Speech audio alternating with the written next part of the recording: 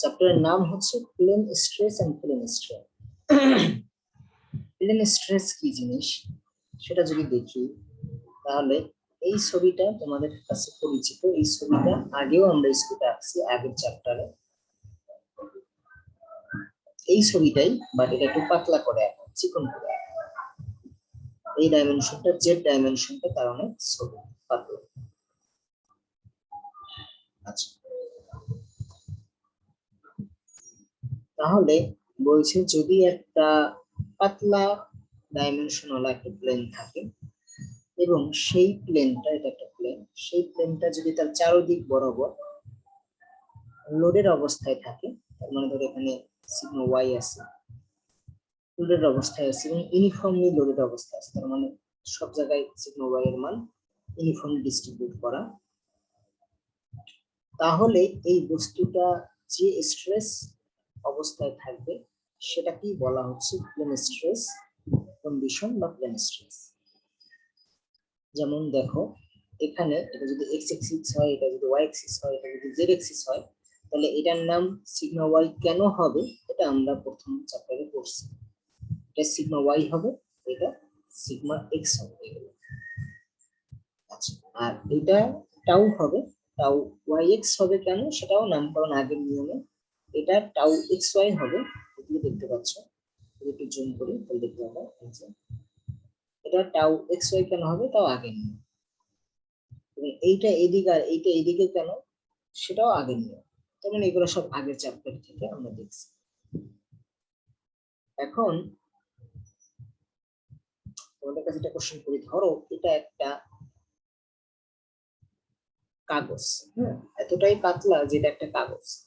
কাগজকে যদি তুমি এই বরাবর টান দিতে থাকো, তাহলে সে কি লোড নিতে পারবে? কি মনে হয়, কিরকম লোড নিতে পারবে? যদি তাকে এই বরাবর লোড দেওয়া হয়, তার কি লোড, কোন বরাবর দেখাচ্ছে, যদি তাকে এই বরাবর লোড দেওয়া হয় তার তুলনায় কোন বরাবর লোড নিলে সে বেশি নিতে পারবে বা কম নিতে পারবে? প্লেনের প্যারালালি হলে পারবে, পারপেন্ডিকুলার হলে পারবে না। টেনশন দিলে বেশি পারবে, পারপেন্ডিকুলারটা পারবে না। হ্যাঁ, তার মানে প্লেনের প্যারালাল যদি হয়, তার মানে অরেঞ্জ কালারের যে যদি এভাবে করে আমরা লোড দেই, তাহলে কিছুটা হইলেও একটা কাগজ কিন্তু লোড নিতে পারে। কিন্তু ওই কাগজটাকে যদি তুমি এইভাবে লোড দাও, তাহলে কাগজটা কিন্তু এরকম বেঁকে যাবে, সে কিন্তু কোনো লোড নিতে পারবে না। বেঁকে যাওয়া মানে হচ্ছে কি, সে কোনো লোড নিতে পারতেছে না। তার মানে এটা হচ্ছে কি সিগমা জেড। তাহলে সিগমা জেড কি থাকবে না জিরো হবে? জিরো হয়ে যাবে। জিরো হবে স্যার, টেন্স টু জিরো, মানে জিরোর কাছাকাছি হবে। হ্যাঁ, এবং এদিকে যে স্ট্রেস থাকবে শেয়ার স্ট্রেস, সেগুলোও কিন্তু থাকবে না, সেগুলোও জিরো হবে। তাহলে দেখো sigma eight zero, sigma Z zero, এবং বাকি যে শেয়ার স্ট্রেস গুলো আছে সেগুলোও জিরো, এবং এই বরাবর তার যে স্ট্রেন, সেই স্ট্রেন গুলোও জিরো। তাহলে জিরো হবে না কারা কারা, দেখো এদিক বরাবর সে কিছুটা লোড নিতে পারবে, অতএব সেটা জিরো হবে না। এটাকে সিগমা ওয়াই বলতেছি, এটাকে সিগমা এক্স বলতেছি। সিগমা এক্স ওয়াই এর মান জিরো হবে না, নট ইকুয়ালস টু জিরো। এবং এদিকেরটা ওয়াই এক্স এবং এক্স ওয়াই যারা আছে তারাও, তাদেরও কিছু মান থাকবে, তারা জিরো হবে না। এবং এই বরাবর যে স্ট্রেন গুলো আছে, নর্মাল স্ট্রেন এবং শেয়ার স্ট্রেন, এই দুইটা প্লেনের মাঝখানে তারাও জিরো হবে, বাকি সবাই জিরো হবে। তাহলে এরকম যদি কোনো কন্ডিশনে একটা বস্তু থাকে, তখন সেটাকে আমরা বলবো প্লেন স্ট্রেস কন্ডিশন। এখানে একটা কথা আছে, দেখো যে প্লেন স্ট্রেস কন্ডিশনে out of plane stress equals to zero. তার মানে কি, এই প্লেনের বাইরে যত স্ট্রেস আছে, যেমন এই স্ট্রেসটা, এটা কিন্তু প্লেনের বাইরে, মানে প্লেন যেদিকে আছে তার পারপেন্ডিকুলার বরাবর আছে, তার মানে আউট অফ প্লেন আছে। তাহলে আউট অফ প্লেন স্ট্রেস গুলো হবে কি জিরো। তার মানে এই হচ্ছে, এগুলো হচ্ছে তার আউট অফ প্লেন স্ট্রেস, আর এগুলো হচ্ছে তার ইন প্লেন স্ট্রেস বলি আমরা। এটা হচ্ছে নট ইকুয়ালস টু জিরো। তো এটা গেল আমরা হচ্ছে কিভাবে প্লেন স্ট্রেস কি জিনিস সেটা বুঝলাম। চ্যাপ্টারের নাম আরেকটা ছিল প্লেন স্ট্রেন। প্লেন স্ট্রেনটা কি জিনিস সেটা যদি আমরা দেখি, এখানে দেওয়া আছে প্লেন স্ট্রেনের সংজ্ঞাটা। এখানে অনেক কথাবার্তা আছে, যে কথাবার্তা আমি মুখে বললে হয়তো বুঝে যাবা, বাকিটা বাসায় পড়লে বুঝবা। কি লেখা আছে, প্রথমেই লেখা আছে দেখো, when the dimension of a body is very large in direction। যদি ছবিটা দেখো, এটা একটা 3D ছবি, এই 3D ছবিতে একটা ঘরের মতো মনে হচ্ছে, যে ঘরটা বা একটা বস্তু ধরো সেটা এই ডাইমেনশন বরাবর অনেক লম্বা, জেড ডাইমেনশন বরাবর অনেক লম্বা বাকি দুই ডাইমেনশনের তুলনায়, এবং এই ডাইমেনশন বরাবর সে লোডেড অবস্থায় আছে। হ্যাঁ, ধরো হচ্ছে লোডের মান 2 পাউন্ড পার ফিট। হ্যাঁ, লোডেড অবস্থায় আছে। এরকম যদি একটা বস্তু থাকে এবং এরকম অবস্থায় লোডেড অবস্থায় থাকে, তাহলে আমরা কি ধরতে পারি? তাহলে আমরা ধরতে পারি, আমরা যদি এই বস্তুটাকে এবার কেটে কেটে ভাগ করি, ছোট ছোট ভাগে স্লাইস করি, তাহলে এই এক একটা স্লাইস, মাঝখানের একটা স্লাইস, এই মাঝখানের স্লাইসটা তার দুই পাশের স্লাইসের সাথে আটকানো আছে, ফিক্স সাপোর্ট অবস্থায় আছে, এটা আমরা ধরতে পারি। তো যদি ফিক্স সাপোর্ট অবস্থায় থাকে, তাহলে এবার যদি আমি এইটাকে এদিকে ঠেলা দিই বা টান দিই, এইটার কি কোনো ডিফরমেশন হবে এই বরাবর? এই প্লেনটা এই বরাবর কি ডিফরমেশন হবে? যেটা হ্যাশ করা এই বরাবর কি তার কোনো ডিফরমেশন হবে? হ্যাঁ, না, ডিফরমেশন ওই বরাবর হবে না, হবে না। এই বরাবর ডিফরমেশন হবে না, কারণ কি বলছি, তার বাকি দুই প্লেনটা তার সাথে কি ফিক্স সাপোর্ট অবস্থায় আছে, একটা আরেকটার সাথে ফিক্সড অবস্থায় আছে, বাকি দুইটা রেজিস্ট করবে, তাহলে এই বরাবর তার ডিফরমেশন হবে না। তাহলে আমরা পরে আসছিলাম যে এটা যদি এক্স এক্সিস হয়, এটা যদি ওয়াই এক্সিস হয়, আর এটা যদি জেড এক্সিস হয়, জেড এক্সিস বরাবর ডিফরমেশন কি আমরা বলছিলাম ডব্লিউ। তার মানে ডব্লিউর মান কত হবে বলো? 0 স্যার। 0 হবে। W equals to 0। এই দেখো সেই লাগছে W equals to 0। X axis বরাবর ডিফরমেশনকে আমরা ইউ বলতেছি, আর ওয়াই এক্সিস বরাবর ডিফরমেশনকে আমরা ভি বলতেছি, স্মল। আচ্ছা, এখন আর একটা জিনিস করা যায়, অ্যাজিউম করা যায় স্ট্রিমে, সেটা হচ্ছে যে এর ডব্লিউ তো 0 হলো, বাকি দুই এক্সিস বরাবর ডিফরমেশনটা কি হবে? নিশ্চয়ই সেখানে ডিফরমেশন থাকবে, বাট বলছে যে আমি যখন এখানে একটা একটা করে স্লাইস চিন্তা করবো, এই এক একটা স্লাইস আর একটা স্লাইসের মতো সমান, সব দিক থেকে সমান, মানে স্ট্রেসও তার সমান, স্ট্রেনও তার সমান, আইডেন্টিক্যাল। হ্যাঁ, তো সেক্ষেত্রে বাকি যে বলছে যে ধরো এদিকে যদি আমি চিন্তা করি, এই স্লাইসটার কথা, এই স্লাইসটায় ধরো ইউ এর মানটা কথা 2, এই পরের স্লাইসটা ইউ এর মান 2, পরের স্লাইসটা ইউ এর মান 2, সব জায়গায় সমান হবে বলছে, প্রত্যেকটা স্লাইস সেম কন্ডিশনে থাকবে। তাহলে বলো তো ইউ এর মান জেড বরাবর চেঞ্জ হয়েছে? ইউ এর মানে কি সেমই আছে স্যার, চেঞ্জ হয় না, কিন্তু এই জায়গায় 2 এই জায়গায় 2, তার মানে চেঞ্জ কত?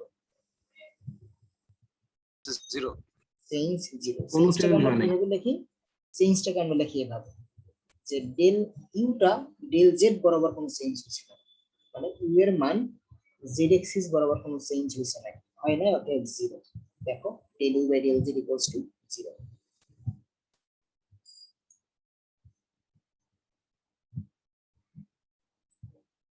একটা মিনিট,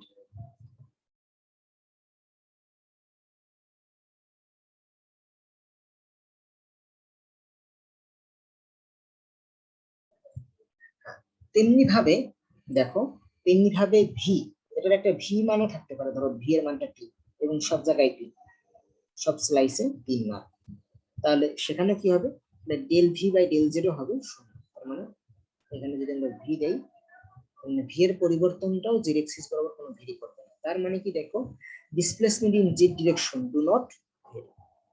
কথা বুঝতে পারছো? তো কথাটা এখানে লিখছি। আচ্ছা, যদি আমরা এই মানটা এবার বুঝতে পারলাম, এই মানটা যদি আমরা জেনে থাকি, তাহলে বাকি মানগুলো বের করা খুবই সহজ। যেমন gamma y z equals to, এই সূত্রটা আমরা জানি, কোথা থেকে জানি কেউ বলতে পারবা? মনে আছে gamma y z equals to এই সূত্রটা কোথা থেকে আসছে? Sir partial differentiation.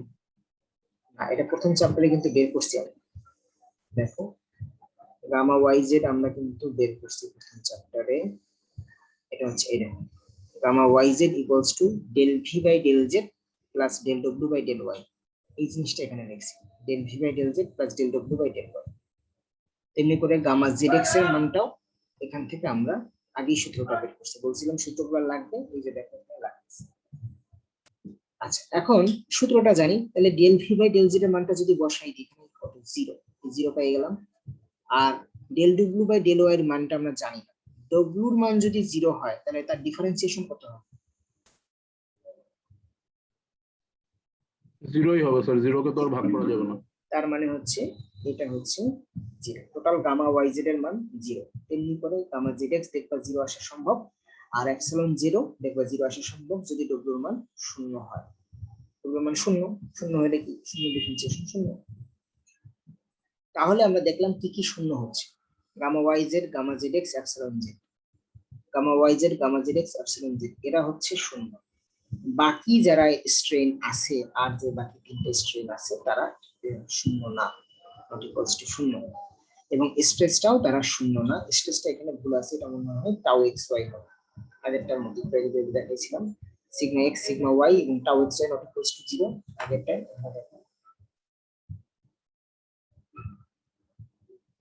Sigma x sigma y tau x y not equals to 0, তাহলে এখানে আমার মনে হয় সেটাই হবে, sigma x sigma y tau x y not equals to 0, sigma জেডটা মনে হয়। তাহলে এই যে জিনিসটা পাইলাম, এটা পাইছে আসলে হচ্ছে কি, যদি একটা বস্তু প্লেন স্ট্রেন কন্ডিশনে থাকে তাহলে তার জন্য এই জিনিসগুলো খাটে, এটা আমরা দেখলাম প্রমাণ করে। আচ্ছা, এবার আসি হচ্ছে এপসিলন জেডটা যদি বের করতে চাই, এপসিলন জেড তো অলরেডি মান বের করছি 0। ধর এপসিলন জেড এর একটা সূত্র দেওয়া আছে, এই সেই সূত্র, এই সূত্রটায় যদি এপসিলন জেড এর মান 0 বসাই তাহলে কি নিচের লাইন লেখা সম্ভব? দেখো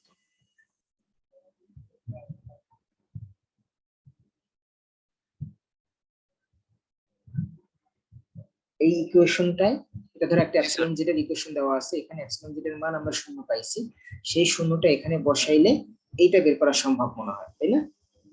জি স্যার। এখানে নিউ মানে হচ্ছে, এটা ভি না, এটা হচ্ছে নিউ মানে পয়সনস রেশিও। এই সূত্রটা কোথা থেকে আসছে এটা আমরা একটু পরে দেখব। ধরো এই সূত্রটা দেওয়া আছে, তাহলে দেখবা যে সিগমা জেড ইকুয়ালস টু হচ্ছে পয়সনস রেশিও ইনটু বাকি দুইটা স্ট্রেসের যোগফল। হ্যাঁ, সেটা আমরা দেখলাম প্লেন স্ট্রেনের ক্ষেত্রে, ছোট্ট একটা প্রমাণ দিল। আচ্ছা, ওকে, তাহলে এই জিনিসটা হচ্ছে গেল প্লেন স্ট্রেন। তো আমরা যদি এবার হুকস ল দেখি, হুকস ল কি মনে আছে তোমাদের? হুক কি বলে গেছে স্ট্রেস স্ট্রেন সম্বন্ধে? স্যার ইলাস্টিক লিমিট পর্যন্ত স্যার প্রপোর্শনাল। স্ট্রেস সমানুপাতিক স্ট্রেন, এটা বলে গেছে। ইলাস্টিক লিমিট পর্যন্ত, হ্যাঁ, লিমিট পর্যন্ত, একটা নির্দিষ্ট লিমিট পর্যন্ত, ঠিক আছে। তো আমরা যে স্ট্রেস সমানুপাতিক স্ট্রেন জানি, সেটা নরমাল স্ট্রেস সমানুপাতিক নরমাল স্ট্রেন হতে পারে, আবার শেয়ার স্ট্রেস সমানুপাতিক শেয়ার স্ট্রেন হতে পারে। না সরি, এটা ভুল লিখছি, শেয়ার স্ট্রেনকে আমরা গামা দ্বারা প্রকাশ করি।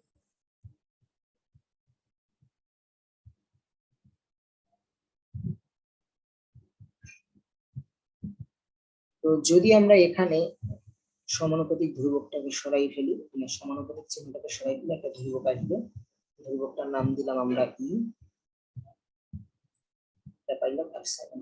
অতএব আমরা লিখতে পারি আবার কি, এপসাইলন ইকুয়ালস টু লিখতে পারি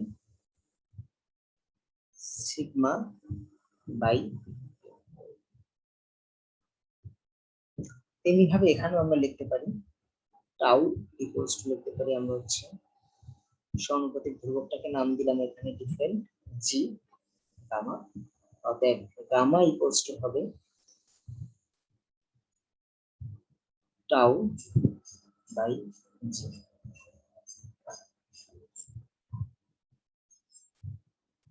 এখন এই ই এর মানে হচ্ছে কি মডুলাস অফ ইলাস্টিসিটি, আর এই জি এর মানে হচ্ছে মডুলাস অফ রিজিডিটি বা শেয়ার মডুলাস। আমরা দেখি একটু এখানে, দেখো শেয়ার স্ট্রেস কি, এই সূত্রটা কিন্তু আমরা এইমাত্র দেখলাম, যেখানে gamma equals to tau by g, দেখলাম আমরা gamma equals to tau by g. কেউ যদি গামা এক্স ওয়াই বের করতে চায় তাহলে tau x y by g, কেউ যদি ওয়াই জেড বের করতে চায় tau y z by g, কেউ যদি জেড এক্স বের করতে চায় tau z x by g. G মানে হচ্ছে শেয়ার মডুলাস। এই শেয়ার মডুলাসটা আসলে আবার মডুলাস অফ ইলাস্টিসিটির সাথে কিছুটা সম্পর্ক আছে। সম্পর্কটা এই ইকুয়েশন দ্বারা বের করা। ইকুয়েশনটা কিভাবে বের করছে সেটা এখানে নাই, বাট তোমরা এই ইকুয়েশনটা আপাতত জেনে রাখতে চলবে, এটা তোমরা জানো হয়তো। হ্যাঁ, shear modulus equals to E by 2 into 1 plus Poisson's ratio. স্টিলের পয়সনস রেশিও কত হয় মনে আছে কারো? স্টিলের পয়সনস রেশিও 0.3 এর মতো হয়। এবং স্টিলের মডুলাস অফ ইলাস্টিসিটি আমরা সবাই জানি কত, 30,000 পিএসআই। এই মানগুলো তো মুখস্থ রাখো না, কারণ ছোটখাটো ম্যাথ থাকতেও পারে এই সূত্র বুঝতে দ্বারা। হ্যাঁ, ছোটখাটো ম্যাথ। আচ্ছা, এবার আসি আমাদের মেইন যে জিনিসটা, সেটা হচ্ছে যে আমি যদি এবার এপসিলন বের করতে চাই স্ট্রিং এর ক্ষেত্রে, তাহলে ধরো এপসিলন এক্স বের করতে চাচ্ছি, তাহলে আমার কি হবে? এখানে এক্স বসিয়ে দিলে এখানে হবে sigma x by epsilon x equals to sigma x by epsilon y equals to কি sigma y by epsilon z equals to কি সিগমা জেড বাই। দেখো epsilon x equals to sigma x by epsilon y equals to sigma y by epsilon z equals to sigma z by. ঠিক আছে, but বাকি আরো দুইটা জিনিস minus করা আছে। কেন মাইনাস করছে সেটা আমি বলছি। এই সূত্রে আরো দুইটা জিনিস মাইনাস করছে। কেন? ধরো আমার বস্তুটা শুধু এদিক থেকে লোড দেওয়া না, বস্তুটাকে চারোদিক থেকে, তিন দিক থেকে লোড দেওয়া, তিন এক্সিস বরাবরই বস্তুটাকে লোড দেওয়া। সেক্ষেত্রে বস্তুটা কি অবস্থায় যাবে সেটা এখানে লিখছি যে if A body is subjected to all the three stress component, মানে তিন দিক বরাবরই তাকে যদি লোড দেওয়া হয় কি ঘটনা ঘটবে তার সাথে, স্ট্রেন কি ধরনের স্ট্রেন হবে। যদি আমি এখানে একটা ছবি আঁকি, ধরো এখানে একটা স্টিলের রড আছে, স্টিলের রডকে আমরা যদি এভাবে লোড দেই, টান দেই, নিশ্চয়ই সেটা লম্বা হবে। এতটুকু লম্বা হয়ে গেল, ওকে, লম্বা হয়ে গেল। এখন ধরো কেউ এসে এটাকে এদিক বরাবর তো লোড দিচ্ছি, সাথে এদিক বরাবর কেউ টান দিচ্ছি, তাহলে কি সে আগের মতো লম্বা হবে নাকি আগের চেয়ে একটু খাটো হয়ে যাবে নাকি আগের চেয়ে একটু বেশি লম্বা হবে? যদি এই লাল লোডটা চলে আসে এই ডিরেকশনে, সে কি হবে? আগের চেয়ে কি খাটো হবে, লম্বা হবে, কি হবে? সমান হবে কি থাকবে? কোন ডিরেকশনে? খাটো হয়ে যাবে। একটু ছোট হবে স্যার। ধরো আমি শুধু নীল লোড দেওয়া আছে, শুধু নীল লোড দেওয়া থাকলে সে যতটা না লম্বা হইতো, যদি লাল লোড এবং নীল লোড একই সাথে দেওয়া হয় লম্বার ইফেক্টটা একটু কম হবে স্যার। লম্বার ইফেক্ট একটু কি হয়ে যাবে? কমে যাবে। কমে যাবে। তাহলে ডিফরমেশন যদি কমে যায় স্ট্রেন কি কমবে না বা কি বাড়বে? ডিফরমেশন যদি কমে যায় স্ট্রেন কমবে স্যার। এই কারণে এখানে মাইনাস দেওয়া, বুঝতে পারছো?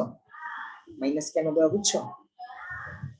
কতটুকু কমবে? পয়সনস রেশিও পরিমাণ কম, এই জন্য পয়সনস রেশিও দ্বারা গুণ দেওয়া। দেখো তাহলে এইটা থাকবে প্লাস, বাকি দুইটা মাইনাস। তেমনি সিগমা ওয়াই এর ক্ষেত্রে সিগমা ওয়াই এরটা, সরি এপসিলন ওয়াই এর ক্ষেত্রে সিগমা ওয়াইটা প্লাস বাকি দুইটা স্ট্রেনটাকে কমাই দিচ্ছে মাইনাস। সিগমা জেড এর ক্ষেত্রে এইটা প্লাস বাকি দুইটা মাইনাস। কেন মাইনাস আমি বললাম এবং তোমরাই বললে এটা খাটো হয়ে যাবে। তাহলে আমরা যদি টোটাল একটা ইকুয়েশন পেয়ে গেছি, এই হচ্ছে সেই ইকুয়েশনটা। এই ইকুয়েশনে এবার যদি তুমি 1/e কমন নাও, তাহলে কি দেখতে ইকুয়েশনটা এরকম হবে না? মনে হয় এরকম হবে। দেখো যদি 1/e কমন নেই তাহলে সিগমা এক্স থাকবে minus Poisson's ratio sigma y minus Poisson's ratio sigma z. আবার যদি পয়সনস রেশিও কমন নেই তাহলে এরকম ইকুয়েশন পাওয়া সম্ভব। তাহলে এপসিলন এক্স পেয়ে গেলাম, এপসিলন ওয়াই পেয়ে গেলাম, এপসিলন জেড পেয়ে গেলাম, তিনটে ইকুয়েশন পেয়ে গেলাম। এটাই হচ্ছে একটা 3D বস্তুর ক্ষেত্রে হুকস ল। এতদিন আমরা যা জানতাম সেটা হচ্ছে আসলে 2D বস্তুর ক্ষেত্রে হুকস লটা কিরকম হয়, কিন্তু একটা 3D বস্তুর ক্ষেত্রে হুকস লটা কিরকম হয় সেটা এখানে দেওয়া আছে। দেখো স্ট্রেস এবং স্ট্রেনের মধ্যে একটা রিলেশন ডেভেলপ করা আছে, এটাই হচ্ছে হুকস ল 3D বস্তুর ক্ষেত্রে। তুমি যদি এই ইকুয়েশনটা দেখো, সিগমা এপসিলন জেড এর ইকুয়েশনটা, এই ইকুয়েশনটাই কিন্তু আমরা একটু আগে এখানে দেখাইছিলাম। ওই ইকুয়েশনটার ইকুয়েশনটা সেম না?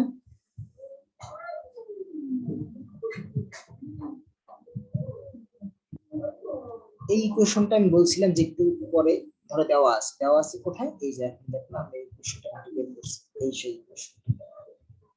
তাহলে এই ইকুয়েশনটাই এখানে ইউজ করা হয়েছে প্রমাণ করার জন্য যে সিগমা জেড প্লেন স্ট্রেনের ক্ষেত্রে বাকি দুইটা স্ট্রেসের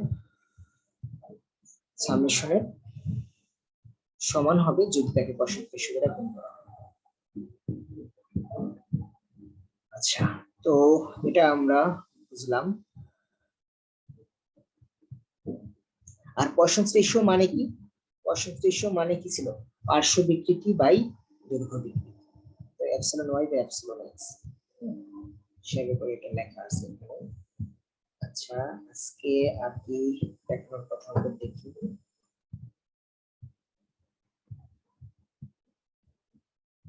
স্টেজ দেখাই ফেলছি। তোমাদের এটা কি আজকে ফার্স্ট ক্লাস না এই সপ্তাহ? জি স্যার, কালকে আপনার ক্লাস আছে আমার। আচ্ছা, কালকে ক্লাস আছে। এটা তো মনে হয় তাড়াতাড়ি শেষ হয়ে গেল আজকে, এইবার শেষ হয়ে গেল তাড়াতাড়ি। খুব দ্রুত পড়াইছি নাকি আজকে, না বুঝছো? বুঝছো না? আচ্ছা,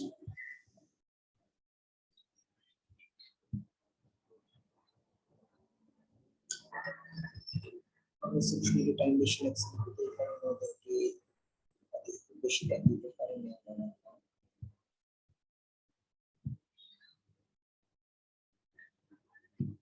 ঠিক আছে, আজকে আমরা তাহলে পর্যন্তই থাকি। তাহলে আমরা কি কি শিখলাম যদি আমরা সামারি করি?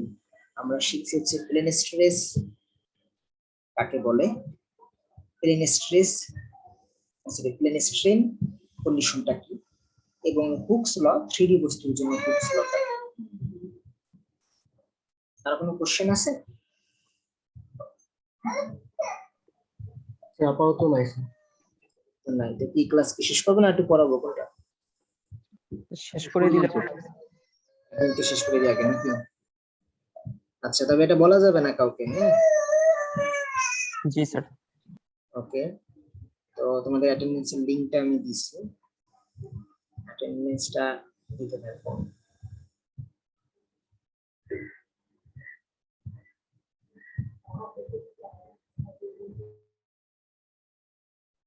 স্যার ওপেন হয় না তো। হ্যাঁ, এখন একটু ট্রাই করো, এখন ওপেন হচ্ছে।